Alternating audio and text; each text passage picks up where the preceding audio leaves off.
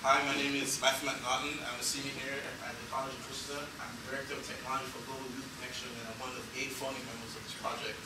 And we hail from countries Jamaica, India, Pakistan, Bangladesh, and the United States. This is our initiative. This here is an excerpt that was taken from an article in the Jamaican Opinion this past weekend, and it talks a lot to the issues that we want to address. In Jamaica, it is easier for a young person to get a gun than it is for them to get a loan to start their own initiative. And this issue becomes even more alarming when you take into fact the consideration that across the developing world there are over 1.3 billion young people. And of these 1.3 billion young people, 462 million of them are living on $2 or less each day.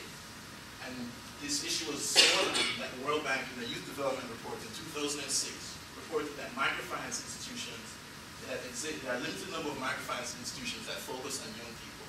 And generally the whole pool of microfinance institutions, the loan instruments that those institutions use effectively restricted the access of young persons to loans. And so what exactly do we want to do about this? That's why we started Global Youth Connection, and it will be a youth-to-youth microfinance initiative with 2 main focuses. The first will be to increase the access of youth to microfinance, and the second will be to improve the processes and technologies involved in microfinance. Specifically, how we're going to be doing this is that we're going to be creating a youth-to-youth web platform in which any person can go on to the internet and look at projects and sponsor projects that are being proposed by young people around the world. And these loans will start from $5, $10, or $15, so any person can be involved.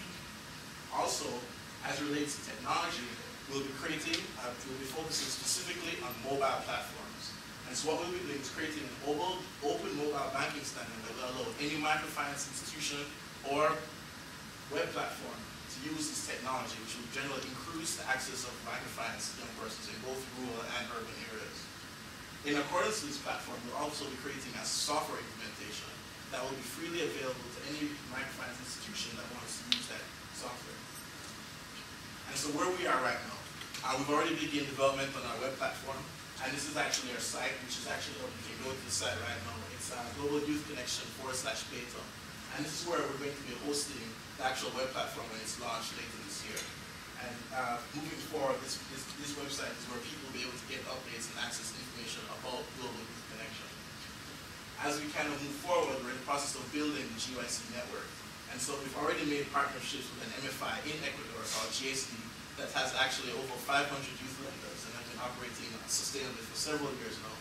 We also have partnerships with youth microfinance institutions at MIT and also UPenn. And we've also made connections with the Microfinance Alliance in Jamaica, which is an IADB-sponsored project that focuses on microfinance in Jamaica and the Caribbean. We've also presented at 2 conferences. Most recently, we were at the University of Penn Microfinance Conference, where we were able to network with persons from IBM, from Finca International, from Action in the United States, and from Opportunity International. IBM and Opportunity International were actually very interested in our web platform and in our mobile platform, and we're looking to follow up on those leads right now.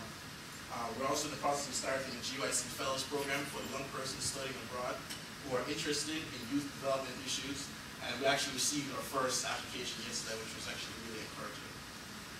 Continuing with moving forward and how the funds from this competition will help us is that this year, we're looking to launch the GYC web platform by the end of this year, and that will be a pilot project with 1 MFI, GSD, and 2 schools.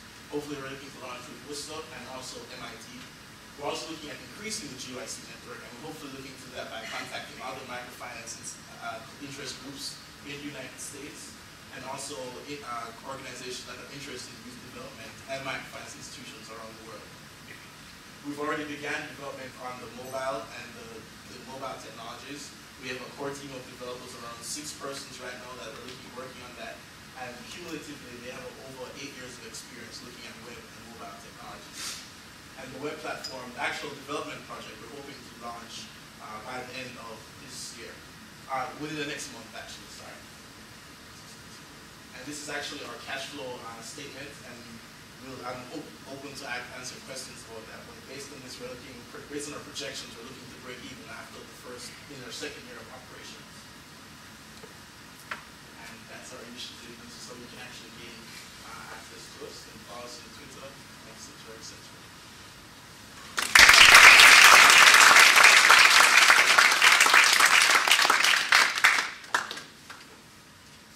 you talked about Pakistan is one of the countries that you're going to target, right? So there's two problems. First of all, there exists an MFI in Pakistan called the SASA, and the biggest problem in Pakistan is the State Bank of Pakistan has some extreme reservations about money flowing out of the country. So when the lenders pay back, there's a huge problem. There's a huge delay in when the lenders give the money back and people who then are receiving it. And second of all, in Pakistan, especially because I know about the country, the youth is not well settled. So when you're establishing an organization like an MFI, you need to establish some sort of liability, some sort of insurance that the person is going to pay back. The youth does not have a house or a bicycle or anything like that. They can just take the loan and walk away with it, and the next day you don't know where they are, or where they came from, all right? So there's a huge credibility issue with the youth. How do you plan to address these two problems? All right. Three things actually. The first one, I didn't say we're actually looking at focusing Pakistan. I said one of our members are working with Africa and Pakistan. Moving forward, we're actually focusing on Latin America and the Caribbean because those are regions that we're actually most familiar with. Chase in Ecuador is one of the institutions that we're looking at launching with. And we've also made several connections with other institutions in that region. Furthermore, for the first 3 years, we're only going to connect with microfinance institutions that already have existing youth programs, because we're not arrogant enough to assume that we know best practices of youth programs or know really how they work. And so we're going to focus on the MFIs that already have existing youth programs, learn, do research, and only then do we feel like we have a really good understanding of it, then will we expand to actually encourage microfinance institutions and support microfinance institutions to create youth programs. So, and we're only going to connect with ones that are already sustainable and doing well. So we'll learn from them. Does that answer your question? You said about the microfinance institution in Ecuador that they have already a number of youth lenders. 500. Youth lenders, meaning people from abroad, from outside Ecuador, or lending. He actually missed it. And they're needing more capital coming in from lenders.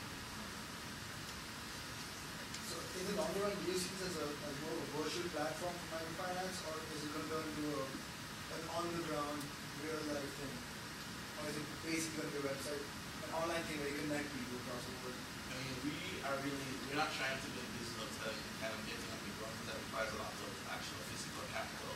What we want to be doing effectively is, one, advocacy. So we want to let microfinance know that, hey, there's this huge group out there that has not been tapped into, they need access to your tools. And also we want to provide a kind of a space in which persons who are interested in youth development and microfinance institutions, a lot of interest groups around the world and particularly in the United States, to kind of communicate and collaborate on these initiatives. So we want to create that space and also allow them the access to go. I saw that your age range was like 15 to 24. Isn't it a little bit concerning that age range doesn't have much money to do with it? That's it. Lenders. Yeah, for the people, because you're connecting 15 to 24 year olds with other 15 Okay. to 24 year olds. I mean, we're focusing especially on very small loans. We're looking at $5, $10, and $15. And in terms of whether youth will be interested in this, right now there's on MFI, the social, which is a microfinance focused social networking group. There are over 50 registered microfinance interest groups at universities around the world, around the United States alone. And then so you're looking also, there are several registered for globally. And so we're trying to focus on that young people are interested in microfinance and they are interested in participating in these type of projects. And so those are the people that we're trying to tap into.